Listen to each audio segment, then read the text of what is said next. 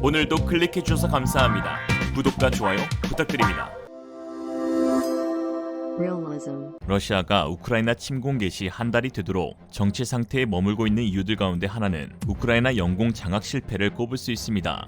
러시아가 수적인 면에서 압도적인 공군력을 갖추고 있음에도 여전히 제공권을 장악하지 못하고 있는 상황인데요. 미국과 영국 등 서방 군당국은 우크라이나 전쟁 상황과 관한 언론 브리핑 때마다 우크라이나가 효과적으로 공중에서 방어해내고 있다고 설명하고 있습니다. 즉 우크라이나군이 제공권을 유지하고 있어서 자국의 군인과 민간인 시설 등에 대한 러시아의 공습을 그나마 최소화하고 있다는 것이죠. 미 국방부에 따르면 우크라이나를 침공한 러시아는 매일 200회의 전투기 출격을 하는 반면 우크라이나는 5회에서 10회 출격하고 있는 상황임에도 지금까지 97대의 러시아 전투기를 격추했다고 밝혔습니다. 군사 전문가들은 러시아 전투기들이 우크라이나의 전투기와 방공망 대응에 어려움을 겪고 있다고 하였는데요. 우크라이나 공군 대변인 유리 이나트의 발언에서 전략의 성공 비결을 엿볼 수 있었습니다. 그는 우리 영공으로 날아오는 적군은 우리 방공 시스템 안으로 들어오는 것이라며 그 전략을 러시아 전투기를 우크라이나 방공 시스템의 덫으로 유인하는 것이라고 하였죠. 즉 수적인 면에서나 화력에서는 러시아 공군이 우위를 가져갈 수 있을지 모르지만 우크라이나 지역 내에서의 군사 네트워크망에서는 우크라이나 군이 더 낫다고 평가하고 있는 것인데요. 이에 군사 전문 기자 도널드 루이스는 민간인 피해가 커질수록 러시아는 전 세계적인 비판을 마주하고 있는데 이에 러시아 전투기들은 적의 위치를 정확히 파악해 요격해야 하는 부담을 안고 있는 상황에서 레이더 성능이 결정적인 차이를 만들어내고 있다고 했습니다.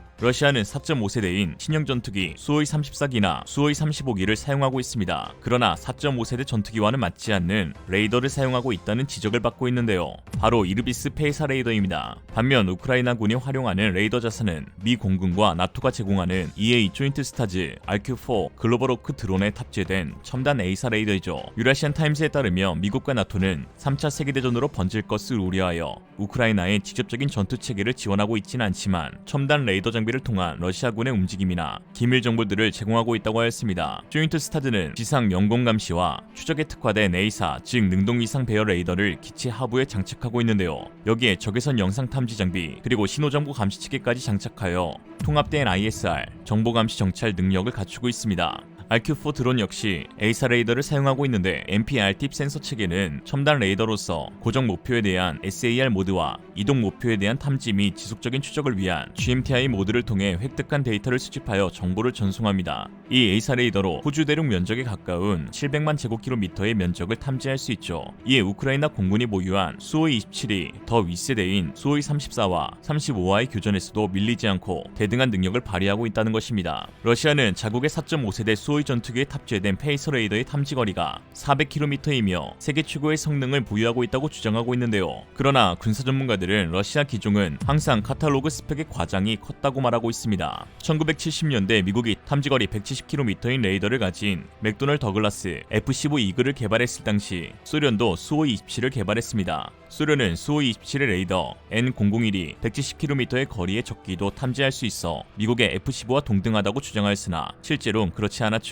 미국 전투기에 비해 목표물 식별 능력이 현저히 뒤떨어졌는데 그 까닭은 레이더에 탑재된 프로세서 때문이었습니다. 미그 29와 수호 27 기종 둘 다 TS100 프로세서가 레이더에 탑재되어 있었는데요. 레이더 출력이 높더라도 레이더가 탐지하는 정보를 TS100의 처리 능력이 따라오지 못했기 때문에 이론적으로는 170km의 거리에서 전투기를 탐지할 수 있는 수호 27 전투기는 실제로는 거리 내에 있어도 탐지를 못하거나 탐지하되 전투기인지 무슨 물체인지 판단할 수 없는 경우가 많아서 식별 능력이 매우 제한된 것으로 드러났죠. 또한 탐지거리도 카탈로그와 실제 성능이 달랐는데요. 티코미로프 계측연구소에 의하면 수호이 34의 400km의 탐지거리가 비현실적이라는 사실을 확인하였다고 밝혔습니다. 레이더 반사 면적이 전투기의 10배가 넘는 B-52 폭격기에 대해서도 250km의 조준 범위만 갖고 있다고 하였는데 수호이 35의 이르비스 E 페이사 레이더는 러시아 전투기에서 가장 강력한 레이더일 수는 있으나 러시아 밖의 세계에서는 사정이 그렇지 못하다고 하였죠. 티코미로프 연구소의 자료에 의하면 공대공 탐지거리는 170km의 수준으로 400km에는 한참 못 미치며 러시아의 무기 카탈로그 기준은 서구권과 큰 차이가 있는데 공식 카탈로그 성능은 크게 과장되어 있다고 하였습니다. 이러한 러시아의 페이사 레이더는 자국 전투기 수출에도 항상 발목을 잡아왔었는데요. 포브스 포리던 기자에 따르면 오랫동안 러시아 전투기 구매 의향을 밝혀왔던 알제리는 능동 전자식이 아닌 수동식 페이사 레이더가 있다는 사실에 불만을 품고 구매하지 않기로 결정했으며 이집트 역시 A사 레이더가 없는 것에 실망하고 있다고 하였습니다. 페이사 레이더는 능동식인 A사 레이더와는 달리 안테나에 배열된 방사 소재 스스로는 레이더 기능을 위해 송수신에 필요한 고주파를 만들 능력이 없습니다. 레이더 작동에 필요한 고주파 소스를 안테나 뒤에 위치한 전자장비 부분에 의존하는 것이죠. 즉 방사 소자들 자체는 스스로 송수신 기능에 필수적인 고주파를 만들지 못하는 철저히 수동적인 존재입니다. 이에 여러 개의 전파를 발산하면서도 다른 주파수 대역을 동시에 보낼 수는 없는데요. 일례로 전투기 2대가 붙어있는 경우는 전투기 한 대로 인식하는 등 정확도가 떨어지는 단점이 있고 한 번에 하나의 주파수를 보내기 때문에 탐지 속도에도 한계가 있습니다. 이러한 단점을 상쇄하는 첨단 레이더가 바로 에이사 레이더인데요. 에이사 레이더는 발신기마다 송수신 제어가 가능하기 때문에 동시에 다른 주파수 대역의 전파를 보낼 수가 있습니다. 하나의 주파수로 발사하는 데 비해 다수의 탐지물을 보다 더 정확하게 파악할 수 있는 것이 최대 장점이죠. 또한 1000개 이상의 송수신 모듈로 구성돼 각각의 모듈이 잠자리의 혼눈처럼 목표물을 추적하는데 개별적으로 전자파를 송수신하면서 여러 방향에 위치한 다수의 표적을 동시에 탐지 추적할 수 있는 것입니다. 초강대국들은 에이사 레이더 관련 기술 확보를 위한 전쟁 중에 있습니다. 첨단 레이더는 군사전략 물자로 해외 기술 이전이 안 되는 품목 중 하나이죠. 한국 역시 KF-X 개발 초기 당시 미국으로부터 에이사 레이더 기술 이전을 받으려 하였으나 미국 정부의 거부로 무산되면서 KF-S 사업 자체를 포기해야 하는 것 아니냐는 우려도 있었습니다. 그러나 위기에 강한 한국은 결국 독자 개발에 성공하였는데요. 김영주 하나시스템 레이더 연구소장은 일본의 수출 규제가 우리나라 관련 산업 기술 개발과 사업 확대로 이어진 것처럼 미국의 수출 제한으로 국내 방산 기술 발전과 관련 산업 확대로 이어진 전화위복의 측면이 분명히 있다고 밝혔습니다. 우리 손으로 만든 에이사 레이더는 올해 3월부터 국내 시험 비행을 진행하고 있죠. 현재 러시아의 군사적 위협이 거세짐에 따라 다음 피해자가 될 수도 있다는 강한 실존적 위기감을 느끼고 있는 유럽이 군비 증강에 전념하고 있는 가운데 한국형 에이사 레이더를 탑재한 FA-50 성능 개량 버전에 관심이 크게 높아지고 있는 추세입니다. 인도네시아, 필리핀, 태국, 이라크 등 총 4개국에 72대가 운용되고 있는 FA-50은 현재 완전히 새로운 체계로의 성능 개량을 준비 중에 있는데요. 2021 서울 아덱스를 취재한 외신 보도에 따르면 카이가 FA-50의 업그레이드로 기존에 거론되던 암남의 통합 대신 KF-21의 레이더를 축소한 자체 국산 에이사 레이더와 자체 중거리 공대공 미사일의 조합을 계획하고 있다고 하였습니다. 축소화된 자체 국산 에이사 레이더는 LIG 넥스원에서 개발되고 있는 것으로 알려졌는데요. KF-21의 에이사 레이더는 하나 시스템이 만들지만 사실 LIG 넥스원은 오랜 기간 동안 국방과학연구소와 선행 연구를 진행하면서 기술적으로 앞서 있다는 평가를 받고 있었습니다.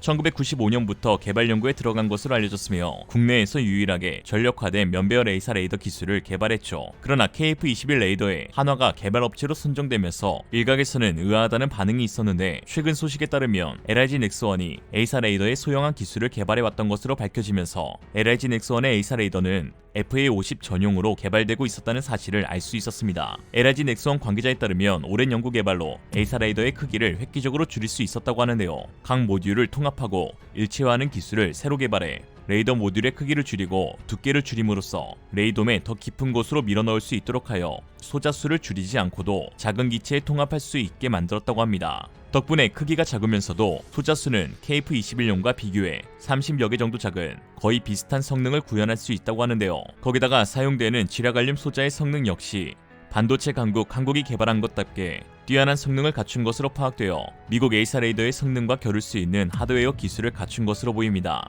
물론 소프트웨어 기술이 남은 과제이긴 하지만 하드웨어적으로는 세계 최고 반열에 올랐다고 봐도 무방하죠. 미국은 레이시온과 노스롭 그루먼이 에이사 레이더 경쟁을 하는데 한국도 하나 시스템과 LIG 넥스원의 경쟁 구도로 앞으로 더욱더 뛰어난 기술들이 나올 것으로 보입니다. 작년 12월 한국항공우주산업은 유럽 슬로바키아와 FA-50 수출을 위한 업무 협약을 체결했다고 밝혔습니다. 단순히 슬로바키아와의 거래로 끝나는 것이 아닌 유럽 진출의 교두보가 될 수도 있다는 것인데요. 계약이 체결된 헝가리 부다페스트에서는 한국과 비셰그라드 그룹의 정상회담이 열리고 있었고 비셰그라드 그룹은 슬로바키아를 포함한 체코, 폴란드, 헝가리 4개국으로 구성된 유럽 내 지역 협의체이기 때문입니다. 더욱이 최근 러시아의 우크라이나 침공으로 인해 이 4개국을 향한 군사적 위협도 높아지고 있는 상황이죠. 러시아와 국경을 맞대고 있는 벨라루스는 러시아의 군사 지원까지 가행하고 있는 사실상 동맹국이고 우크라이나 역시 러시아군 80%가 집결되고 있음에 따라 이에 러시아의 위협이 벨라루스, 우크라이나와 국경을 맞대고 있는 체코슬로바키아, 헝가리, 폴란드에 이미 직면하고 있음을 뜻합니다. 강은호 방위사업청장은 당시 슬로바키아, 헝가리, 체코와 각각 방산협력 증진 방안을 협의했었는데요. 안현호 카이 사장은 슬로바키아를 시작으로 유럽 시장에 FA-50이 진출할 수 있는 기반이 마련될 것이라고 하였습니다. 러시아제 무기의 세계의 대항마로 떠오르고 있는 한국의 무기들, 이러한 한국의 우수한 무기 체계가 러시아의 침략 야욕을 억제시킬 수 있는 역할을 하길 기원합니다. 오늘의 한 줄 평, FA50은 침략의 아픔을 느끼고 있는 국가들의 최후의 방패다. 이상으로 리얼리즘이었습니다. 여러분의 생각은 어떠신가요? 현명하고 지혜로운 여러분의 의견을 지금 댓글에 남겨주세요. 감사합니다.